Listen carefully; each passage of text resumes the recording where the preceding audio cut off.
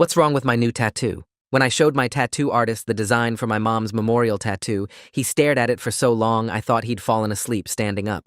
You sure about this? He finally said. Yeah, she drew it herself before she died. I said, okay. He responded in this defeated voice and proceeded to work in complete silence for the next 3 hours. When he finished, he wrapped it quickly without looking me in the eye.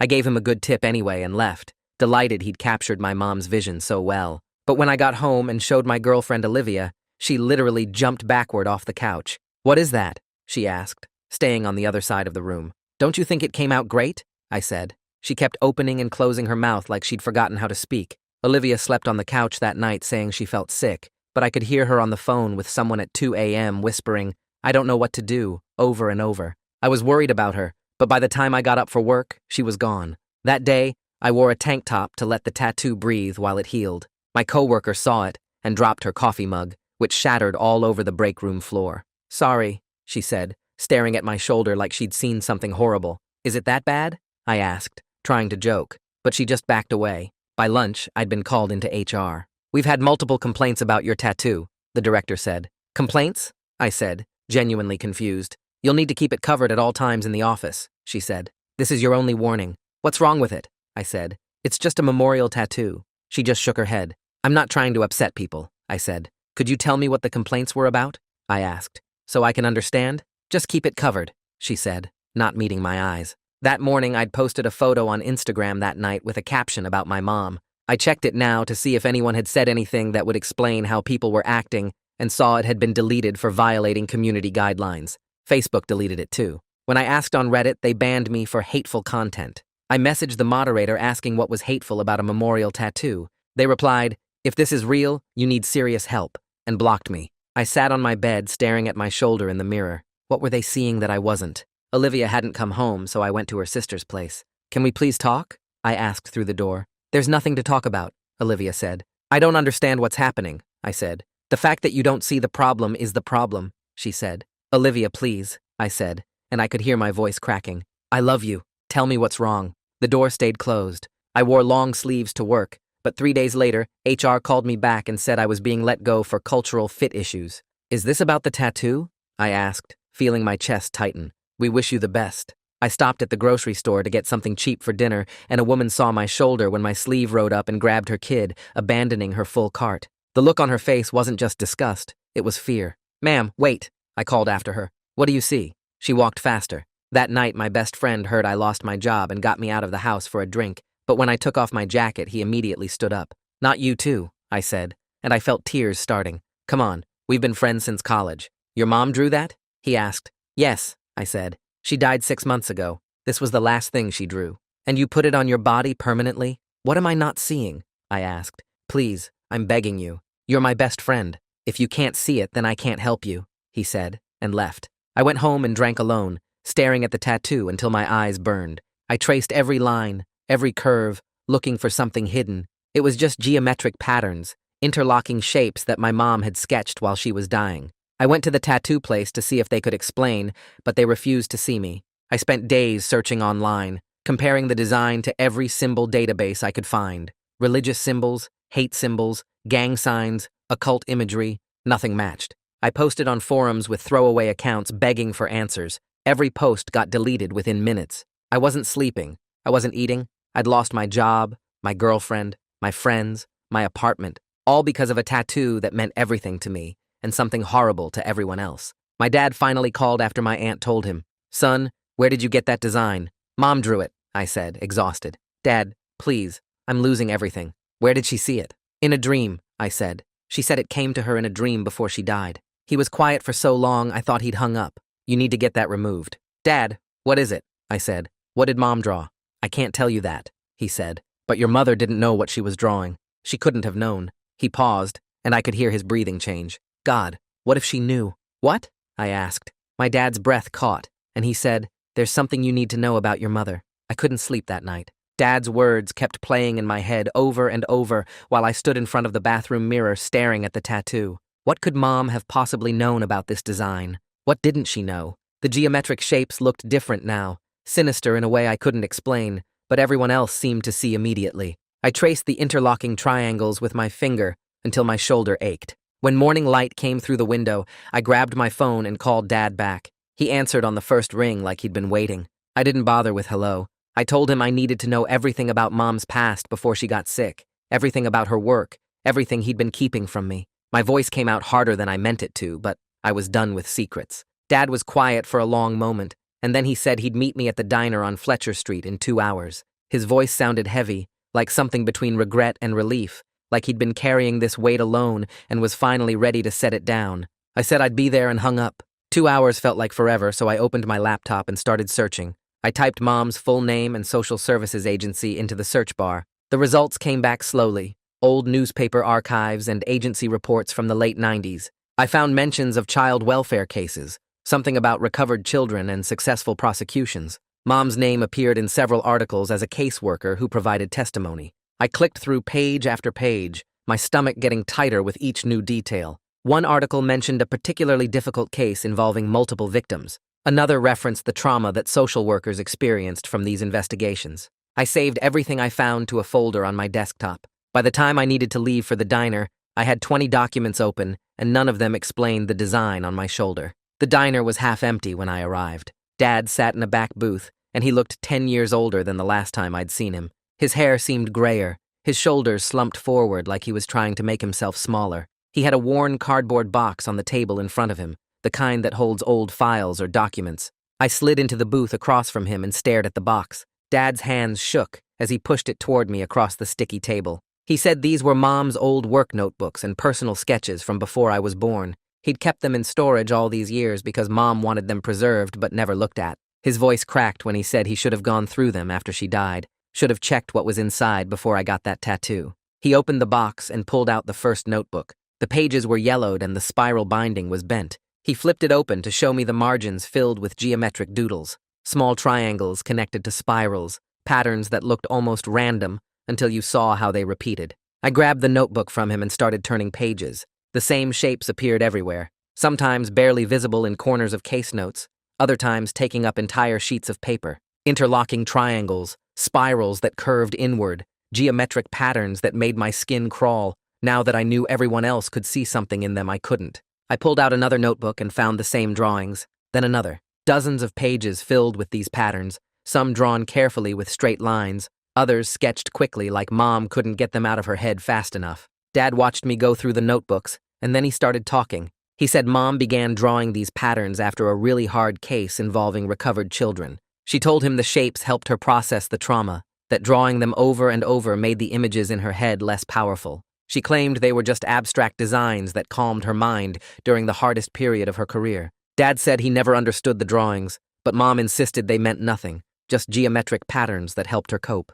His voice got quieter when he admitted he'd been carrying guilt about this for years. He should have pressed her harder about what those cases exposed her to, what she might have witnessed or heard about from the children she interviewed. He should have made her get real therapy instead of just accepting that she was handling it on her own. But Mom was so strong, so determined to protect me from the darkness of her work. She never brought it home, never talked about the details. She just drew these patterns in her notebooks and told him everything was fine. I pulled out my phone while Dad was talking. My hands were shaking as I opened the browser and typed child exploitation symbols into the search bar. The results made my stomach turn. I clicked on an FBI awareness campaign and scrolled through pages of symbols used by predators and traffickers. Triangular spiral patterns appeared in the database, listed as recognized indicators. The similarities weren't exact, but they were close enough. Close enough to explain why the tattoo artist stared at my design for so long. Close enough to explain why Olivia jumped backward off the couch. Close enough to explain why my coworker dropped her coffee mug and why HR fired me and why that woman grabbed her kid at the grocery store. Close enough to explain every single horrified reaction I'd received. I showed Dad the screen and watched his face crumble. He started crying quietly, tears running down his cheeks while he stared at the images. He said he'd suspected this might be the explanation, but he couldn't bring himself to believe it. He couldn't accept that Mom would have taken something so dark and put it on paper over and over, that she would have drawn it one last time before she died, and I would put it on my body permanently. He kept saying he should have known, should have checked, should have warned me. I felt sick sitting there in that booth.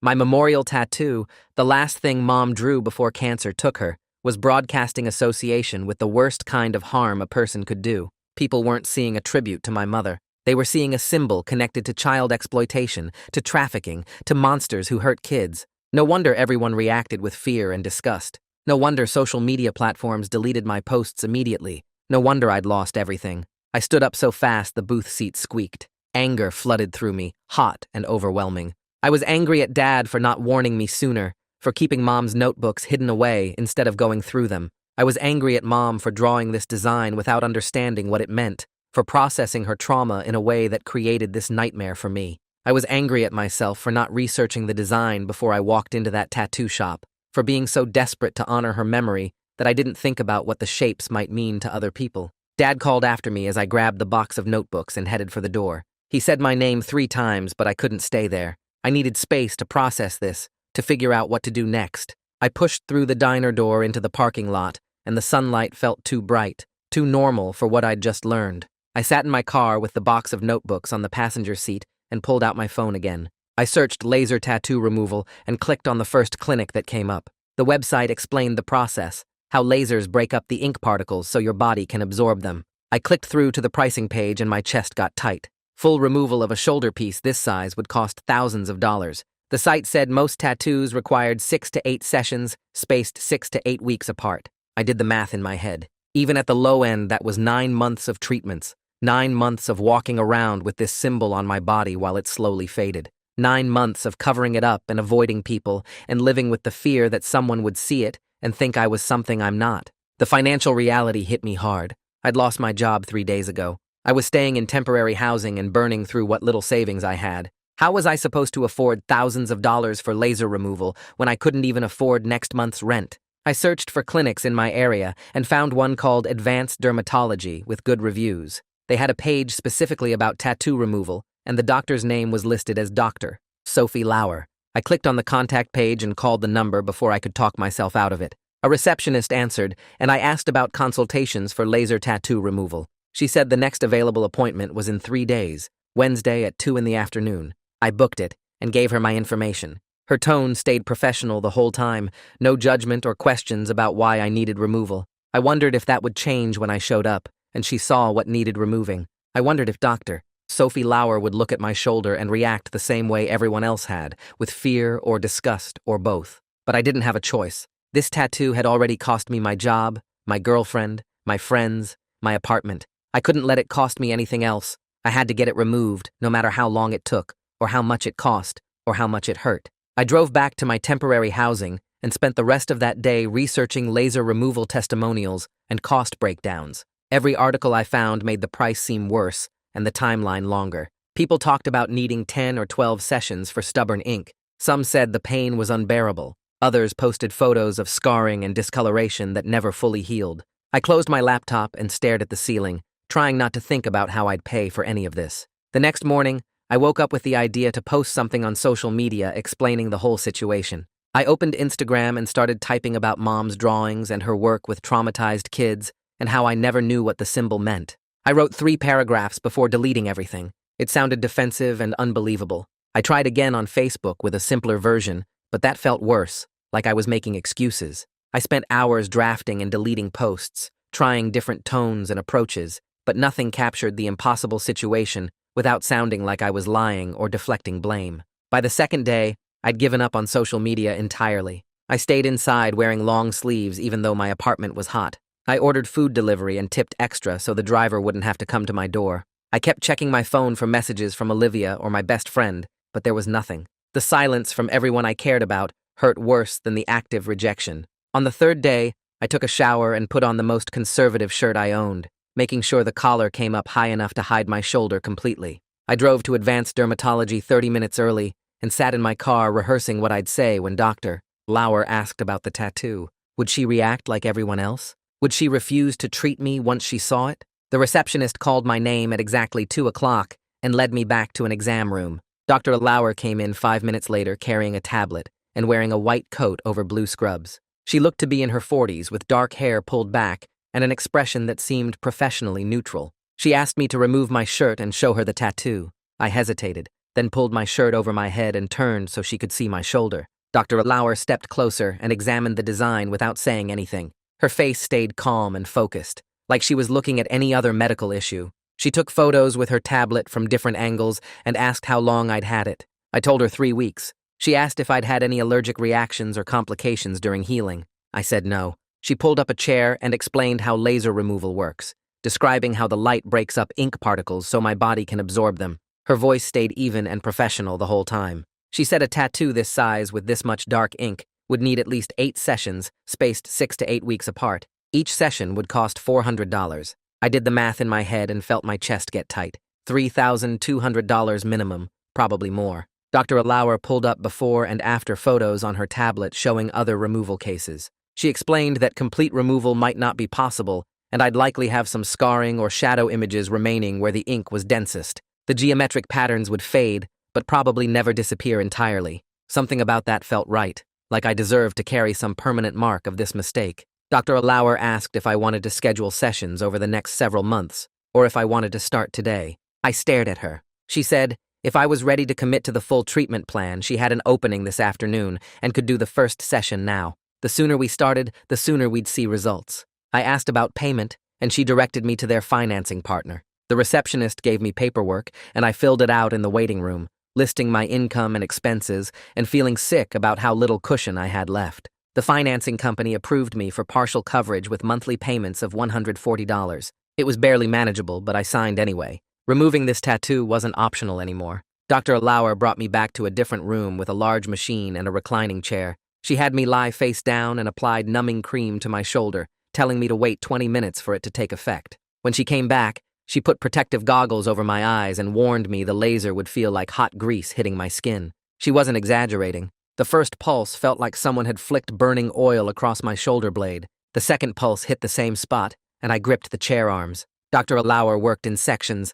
firing the laser in rapid bursts that made my whole shoulder feel like it was cooking. The smell of burning ink mixed with something chemical and sharp. 20 minutes felt like an hour. When she finally stopped and turned off the machine, I was sweating and my hands were shaking. Dr. Alauer applied more numbing cream and covered the area with gauze, then gave me a printed sheet of aftercare instructions. Keep it covered for 48 hours. Apply the cream 3 times daily. Avoid sun exposure. No swimming or soaking. Come back in 6 weeks for the second session. I thanked her and paid the receptionist, then walked out to my car feeling the treated area swelling under my shirt. A woman was getting out of her car 2 spots over and she glanced at me. I panicked, thinking she could somehow see through my shirt to the tattoo underneath. My heart started racing, and I got in my car fast, locking the doors like that would protect me. The paranoia was exhausting, but I couldn't shake it. Every person who looked at me felt like a threat. That evening, I sat at my laptop and searched for attorneys who handle wrongful termination cases. Most of the websites looked expensive and corporate. I found one named Jared Baker, who specialized in employment discrimination and offered free consultations. His site said he'd handled cases involving workplace harassment, wrongful firing, and retaliation claims. I drafted an email explaining my situation, attaching the termination letter from HR and my documentation of the tattoo and its unintended meaning. I wasn't sure if I even had a case, but I needed to explore every option. I hit send before I could second-guess myself. Jared responded the next morning asking me to come in for a meeting. His office was in a small building near downtown, nothing fancy but professional-looking. I arrived 15 minutes early and waited in a lobby with outdated magazines and a receptionist who barely looked up. Jared came out at exactly 10 o'clock, a guy in his late 30s wearing khakis and a button-down shirt with the sleeves rolled up. He shook my hand and led me back to his office, which was cluttered with file boxes and legal books. He said he'd reviewed everything I sent. His assessment was straightforward and not what I wanted to hear. Cultural fit terminations are really hard to fight in court.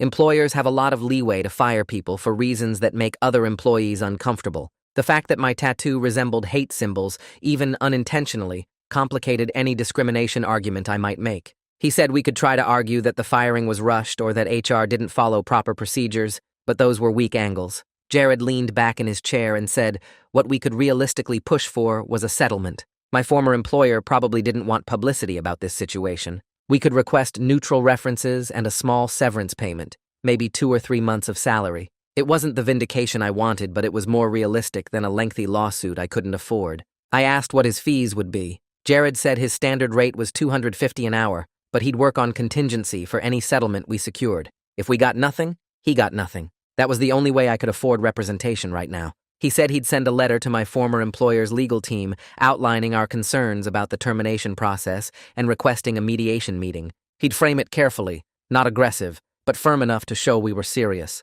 I signed his representation agreement and left feeling slightly less helpless than I had in weeks. That afternoon, I sat at my laptop searching for remote contract positions that wouldn't require video interviews or in-person meetings. My resume looked solid on paper with 5 years of data analysis experience and a degree from a decent state school.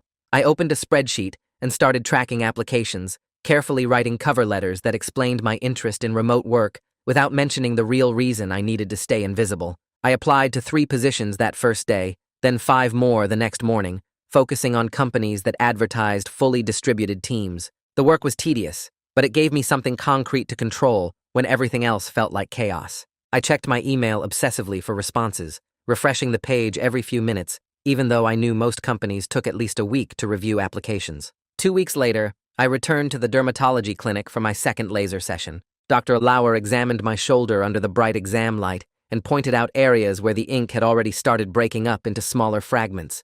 The darkest lines were still solid, but some of the lighter geometric patterns looked blurry now, less defined than before. She applied the numbing cream, and I braced myself for the pain. The laser felt just as intense as the first time, each pulse like a rubber band snap, followed by burning heat that spread across my skin. I counted the pulses to distract myself, making it to 47 before losing track. When Dr. Lauer finished, she photographed the treated area for my file and reminded me about the aftercare routine. I paid at the front desk using the financing plan and walked back to my car with my shoulder throbbing under the bandage. Dad called me that evening while I was heating up frozen pizza for dinner. I almost didn't answer because I was still carrying some anger about him keeping secrets, but I picked up on the third ring. His voice sounded tired, and he asked how I was holding up with everything. I told him about the laser session and the job applications, keeping my tone neutral. He said he'd been thinking a lot about Mom and the work she did before I was born, admitting he should have been more supportive when she was struggling with those cases.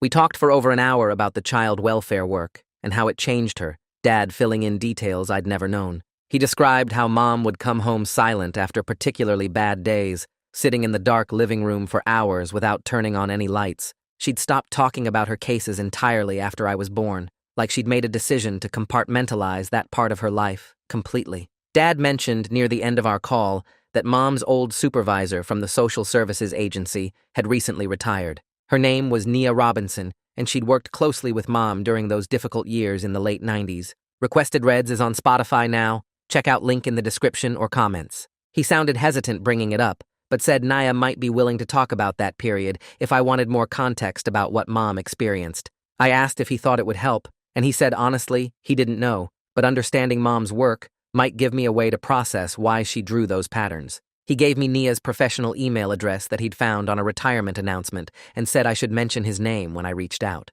I drafted an email to Nia that night, rewriting it 4 times before I felt like the tone was right. I explained who I was and asked if she'd be willing to discuss Mom's work during her time in child welfare services. I attached a photo of the tattoo design, but I'd edited it heavily to blur the most recognizable elements while keeping the basic geometric structure visible. I asked directly if she recognized the pattern from any cases Mom might have worked on. My finger hovered over the send button for a full minute before I finally clicked it and closed my laptop. Nia responded within 3 hours, which surprised me since it was almost 11 at night. Her message was warm but straightforward, saying she remembered my mom well and had been sad to hear about her death. She confirmed that the geometric pattern in my photo resembled symbols that had been documented in several high-profile child exploitation cases from the mid to late 90s. Mom had been directly involved in interviewing recovered children who described seeing similar markings in the places where they'd been held. Nia's email included links to archived news articles about those cases, though she warned me the details were disturbing. She said Mom was one of the lead caseworkers who helped coordinate testimony and support services for the children after they were recovered. Nia's next paragraph explained that Mom had been deeply affected by those cases in ways that went beyond normal professional stress. She'd started having nightmares and anxiety attacks, eventually requesting a transfer to adult services because the child welfare work was causing what they now recognized as secondary trauma. Nia believed the geometric drawings were Mom's subconscious way of processing the images and symbols the children had described in their victim statements. The children had talked about seeing these patterns on walls, on documents, even tattooed on some of the adults involved. Mom had sat through hours of interviews hearing these descriptions over and over, and apparently the shapes had burned themselves into her memory. I read Nia's email 3 times, feeling something shift in my understanding. Mom hadn't drawn a hate symbol on purpose. She'd drawn something that represented the worst trauma she'd ever witnessed, something that had damaged her so badly she'd had to leave the work entirely. The tattoo wasn't about her values or beliefs. It was about her pain, about images she couldn't get out of her head even decades later. But that distinction didn't change anything about how the world saw the symbol or what it meant to people who recognized it. The intent didn't matter when the impact was the same. Nia ended her email by offering to speak with me by phone if I wanted more details about Mom's work and the cases she'd handled. She said she had the next evening free and could call me around 7 if that worked. She warned me that some of what she'd share might be difficult to hear, but she thought I deserved to understand the full context of what Mom had experienced. I replied immediately saying yes, and including my phone number. Nia called at exactly 7 the next evening. I was sitting on my couch with a notebook ready to take notes, but I barely wrote anything down because I was too focused on listening. Nia described Mom as one of the most dedicated child advocates she'd ever worked with, someone who fought hard for vulnerable kids, even when the system made it nearly impossible. She walked me through specific cases where Mom's testimony had helped secure convictions against people who'd hurt children, describing how Mom would spend hours preparing kids for court appearances and making sure they felt safe enough to tell their stories. Nia's voice got emotional talking about Mom's commitment and how much she'd sacrificed to do that work. She painted a picture of someone heroic and brave, someone who'd chosen to face horrible things because she believed protecting children mattered more than protecting herself from trauma. Nia's voice got quiet for a moment before she continued. She said there were things Mom mentioned in supervision sessions that made her wonder if Mom had personal experience with abuse, though Mom never said anything directly about it. The way Mom talked about certain cases and the specific details that seemed to affect her most suggested she might have recognized something from her own past. Nia was careful to say this was just her impression and she could be completely wrong, but the possibility had stayed with her over the years. I felt my chest tighten hearing this, because it added another layer to everything, making the tattoo feel like it carried trauma that went back further than I'd realized. After we hung up, I sat staring at my phone for a long time, trying to process the idea that Mom might have been drawing something connected to her own pain, not just the cases she worked. I called Nia back the next day and asked if she thought I should make some kind of public statement explaining where the tattoo came from, since people were assuming the worst about me, and I had no way to defend myself. She told me to think carefully about it because explanations could sometimes make things worse if they weren't handled right. People might not believe the story, or might think I was making excuses,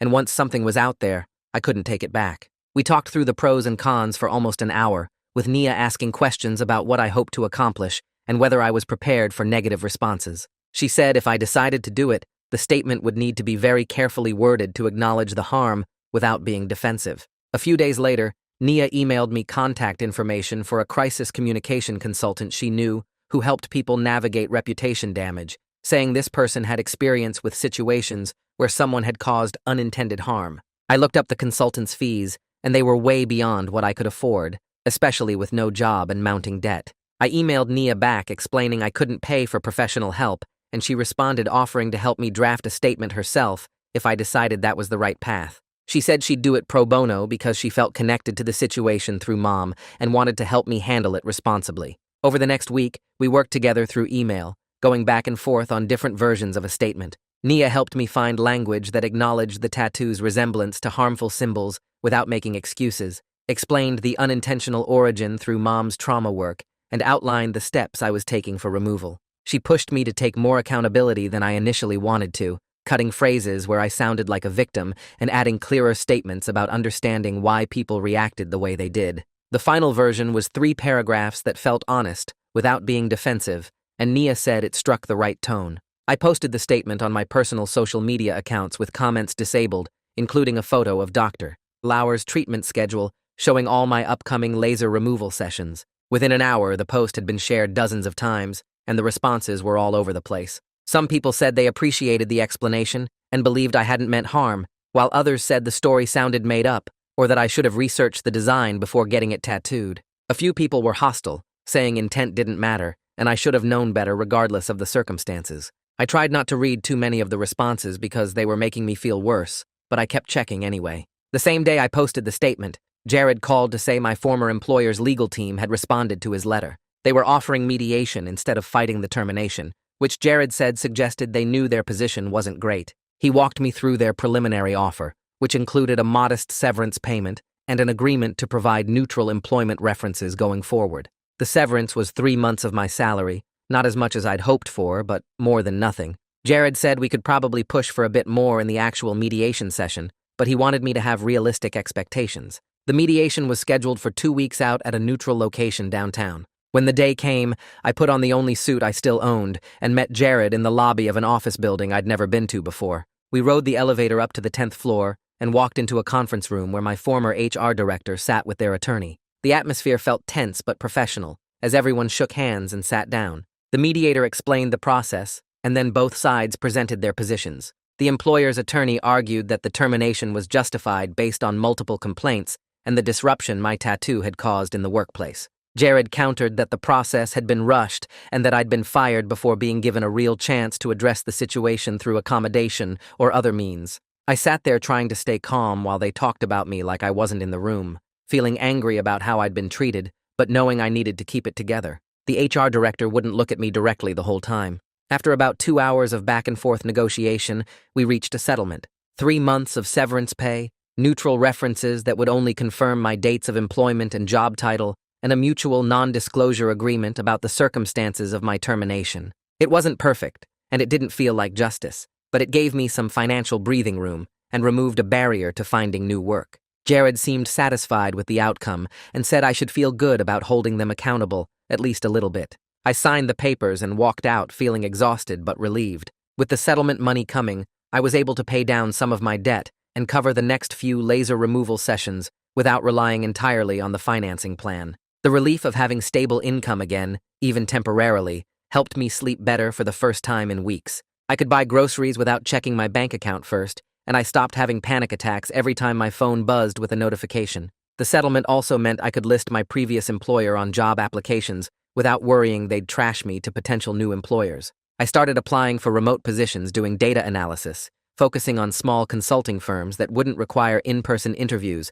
where someone might see the tattoo. My resume was solid despite the abrupt job loss, and I was careful in my cover letters to frame the departure as a mutual decision to pursue new opportunities. Within 3 weeks, I got a call from a small firm that needed someone to help with a 6-month contract project. The interview was over video call and went well, and they offered me the position at the end of the week. The pay wasn't as good as my old job, but it was enough to cover basic expenses and keep my resume active while I continued the removal process. The work was straightforward data analysis that I could do from my apartment, and nobody would see the tattoo while it was removed. I accepted the offer immediately and started the following Monday, feeling like I'd finally stopped the freefall and found some solid ground. The third laser session came 2 weeks after I started the consulting job. I drove to Dr. Lauer's office feeling less panicked than before, knowing I had income and a plan moving forward. She examined the treated area under her bright lamp and nodded slowly. The lighter parts of the design were definitely fading, she said, though the darkest lines would need several more treatments to break down enough for removal.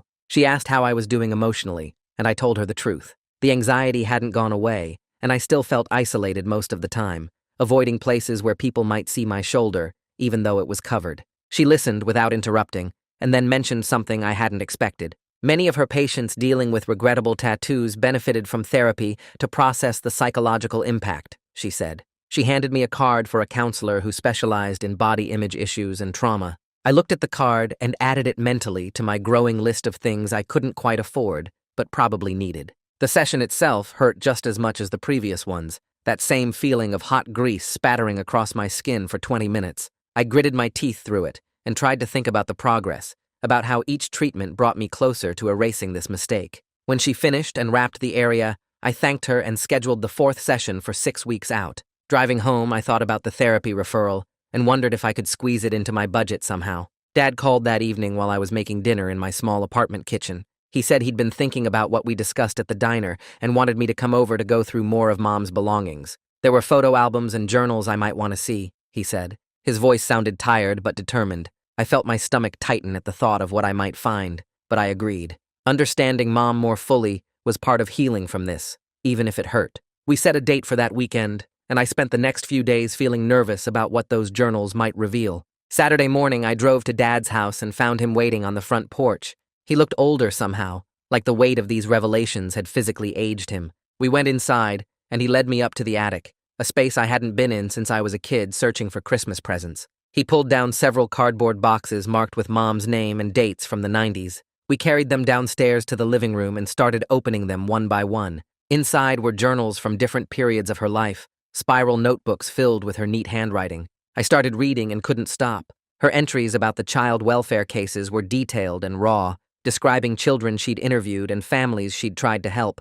The writing revealed deep compassion mixed with rage at the systems that failed these kids over and over. I saw where my own sense of justice came from, that burning anger at unfairness that I'd always thought was just part of my personality. It came from her, from years of fighting battles she mostly lost. One journal entry from shortly before I was born stopped me cold. Mom wrote about her decision to leave child welfare work, explaining that she couldn't continue exposing herself to such darkness while trying to bring a child into the world. She wanted to be a mother who could focus on hope rather than horror, she wrote. She wanted to give me a childhood that wasn't shadowed by the things she'd seen. I read that passage 3 times, tears blurring the words. Dad was reading another journal across from me, and when I showed him that entry, he started crying too. We sat there together grieving not just Mom's death, but the weight she'd carried silently for so many years. He admitted he knew she struggled, but never pushed her to talk about the specifics, respecting her need to compartmentalize her work life. Now he wondered if that had been the right choice, or if he should have insisted she get help processing the trauma. I asked Dad if he thought Mom would be horrified to know what her drawing became. He was quiet for a long moment, and then said honestly that she'd be devastated, but would also understand it wasn't my fault. She would hate that her pain had caused me pain, he said. We agreed that the best way to honor her was to remove the tattoo while remembering the good she did in her career, the children she helped, and the families she fought for. The drawing was just one manifestation of her trauma, not the sum of who she was. That conversation helped more than I expected, giving me permission to let go of the image while keeping the memory of her strength. The 4th laser session showed continued progress. Dr. Lauer took photos and showed me the comparison with the first session. About 40% of the ink was now significantly faded, she said. The design was still visible but much lighter, especially in the areas with thinner lines. She estimated I'd need at least 4 more sessions to get to a point where a skilled cover-up artist could work with what remained. That timeline felt both endless and manageable. I was healing slowly, both the physical tattoo and the psychological damage it had caused. She asked if I'd followed up with the therapist, and I admitted I hadn't yet due to cost. She nodded and said to reach out when I was ready, that the referral would still be valid. Back home, I started researching cover-up artists who specialized in transforming problematic tattoos into something meaningful. I spent hours looking at portfolios and reading reviews, searching for someone who could take the faded remains of this nightmare and turn it into something I could live with. I found Troy Watkins, whose work showed incredible skill at reimagining difficult pieces. His portfolio included several cover-ups of hate symbols and gang tattoos, transforming them into beautiful nature scenes and abstract designs. His consultation fee was steep at $200, but I bookmarked his website and started saving. I'd book an appointment after my removal sessions were complete, giving myself something to look forward to. 3 days later, my phone buzzed with a text from a number I still had saved, Olivia. My heart jumped, seeing her name on the screen.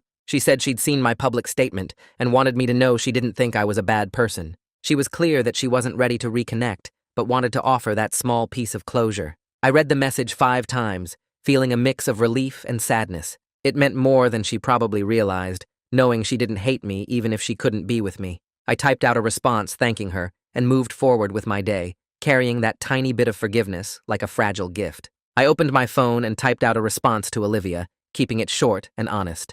I thanked her for reaching out and apologized again for the trauma my ignorance had caused her. I hit send and watched the message show as delivered, then read. She didn't reply, and I sat there for probably 20 minutes staring at the screen before I accepted she wouldn't. I set the phone down and went to make dinner, feeling like maybe I'd taken one tiny step toward earning forgiveness, even if it was just from myself. 3 days later, my phone buzzed during my morning coffee, and I nearly dropped the mug when I saw my best friend's name on the screen. His message was longer than Olivia's, more careful with the words. He said he'd been thinking about everything and wanted me to know he didn't hate me. He wrote that he needed more time to process his own reaction, but maybe eventually we could rebuild our friendship once enough distance had passed. I read the message 5 times, then typed back that I understood and respected whatever boundary he needed. I told him I missed him and would be here whenever he was ready. He sent back a thumbs up emoji and nothing else, but it was something. The remote contract work had been going well for about 6 weeks when my supervisor scheduled a video call to discuss my performance. I assumed it was routine feedback, but she opened by saying the company wanted to offer me a permanent position. The role came with full benefits including health insurance, a modest salary bump from my contract rate, and the same remote flexibility I'd been enjoying. She explained that the company culture was professional and location independent, which meant my physical appearance wouldn't be a daily concern for anyone. I accepted on the spot and felt this surge of relief wash through my whole body. Having stable income again meant I could budget for the remaining laser sessions without constantly juggling payments. It meant I could actually afford therapy eventually, instead of just carrying the referral card around in my wallet. I started believing I might actually pull myself out of this hole and build something stable again. 2 days after accepting the job offer, Nia called to check on my progress with the removal treatments. I updated her on the settlement with my former employer and the new permanent position, and she sounded genuinely pleased. Then she mentioned something about a support group for people who'd experienced unintended harm or association with hate symbols. She said it might help to connect with others navigating similar situations. I was skeptical because group therapy stuff had never really appealed to me, but she sent me the meeting information anyway, along with a note saying, just to consider it. The group met weekly via video call, which made it more accessible, so I bookmarked the email and told myself I'd think about it. A week later, I joined the video call 5 minutes late, my camera off and microphone muted while I decided whether to stay. There were 8 other people on the call, all with their cameras on, and a facilitator who introduced herself and explained the group's focus on accountability without shame. I listened to a guy around my age talk about getting a gang tattoo as a teenager that he didn't understand was a hate symbol until he tried to join the military. A woman shared about accidentally using a slogan in her business marketing that turned out to have white supremacist origins. Their stories were different from mine, but the core experience was the same, that gut punch of realizing you'd caused harm without meaning to and then having to own it anyway. The facilitator emphasized that intent doesn't erase impact, but accountability and changed behavior matter more than performative guilt. I unmuted myself near the end and briefly shared my situation, and several people nodded like they understood. After the call ended, I sat there feeling lighter somehow, like maybe I wasn't completely alone in this specific kind of nightmare. The 5th laser session fell on a Tuesday morning, and Dr. Lauer had me arrive early so she could take detailed before and after photos. She pulled up the images on her computer screen and showed me the comparison with my first session. The difference was dramatic. She estimated about 60% of the ink was now significantly faded, especially in the areas with thinner lines. The tattoo had become this ghost of what it was, still visible if you looked closely, but no longer immediately recognizable as the symbol that had destroyed my life. She said this marked the halfway point in my treatment plan, and we'd need at least 3 or 4 more sessions to get to a point where a skilled cover-up artist could work with what remained. I asked her to schedule the next session right then, and she booked me for 6 weeks out. Walking to my car afterward, I caught my reflection in a store window, and for the first time in months, I didn't immediately look away from my own shoulder. That afternoon, I called Troy Watkins's studio and spoke with his assistant about scheduling a consultation.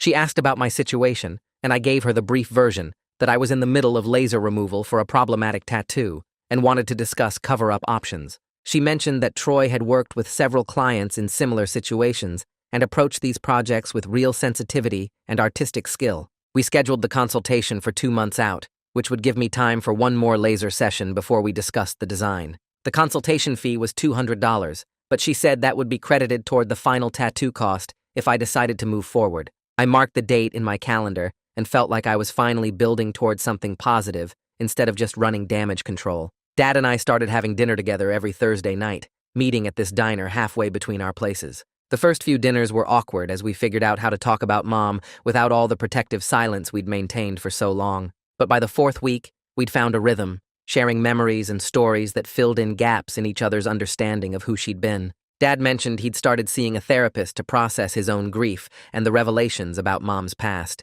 He said it was helping him separate his guilt about not protecting her from trauma from his grief about losing her. These dinners became something I looked forward to, this weekly chance to build a relationship with my father that was more honest than what we'd had before. On a Sunday afternoon, I sat down and wrote a letter to the original tattoo artist. I explained everything I'd learned about the design's meaning and the history behind why Mom had drawn it. I thanked him for trying to warn me, even though I'd been too ignorant to understand what he was seeing. I apologized for putting him in that position and told him I was getting the tattoo removed. I didn't expect a response, and I wasn't even sure if he still worked at that shop, but I addressed it there anyway and walked it to the mailbox on the corner. Mailing that letter felt like closing a loop, one more piece of accountability I needed to take care of before I could fully move forward. 2 days later, I checked my mailbox and found a handwritten envelope from the tattoo shop with no return address. Inside was a short note on plain paper saying he appreciated me reaching out and was glad I was getting the removal done, that he'd turned away 2 other clients who wanted that exact design since my session. Because he'd added it to his personal blacklist of symbols he wouldn't ink no matter what story the client gave him. Reading his words made me realize how many other people might have stumbled into the same nightmare if he hadn't learned to recognize it. And I folded the note carefully and put it in the box with Mom's journals as another piece of this whole terrible puzzle. The 6th laser session happened on a Thursday morning, and Dr. Lauer examined my shoulder before starting, commenting that the ink had broken up significantly, and she felt confident a skilled cover artist could work with what would remain after one more treatment. The laser hurt just as much as always, but I focused on her words about being almost done with this phase, counting down the minutes until she finished and applied the cooling gel that took the edge off the burning. She scheduled my final session for 6 weeks out and said after that, I'd need to wait another 6 weeks for complete healing before any cover work could begin, which meant I was looking at 3 more months minimum before this whole thing would be truly behind me. Walking to my car afterward, I called Troy Watkins' studio and moved my consultation up since I'd be ready sooner than originally planned,